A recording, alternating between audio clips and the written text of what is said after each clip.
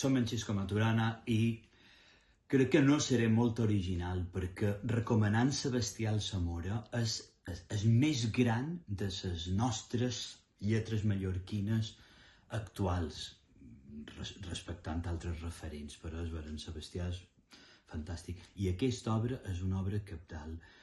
Dues de les figures històriques del segle XX a Mallorca, Joan Marc i Joan Mascaró, i amb quina maestria en Sebastià interllaça les dues històries i és fabulós.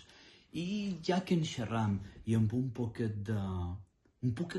d'humor i un poc de serietat, jo animaria en Sebastià a fer servir aquesta fórmula per dos altres personatges més actuals i que també han marcat una època.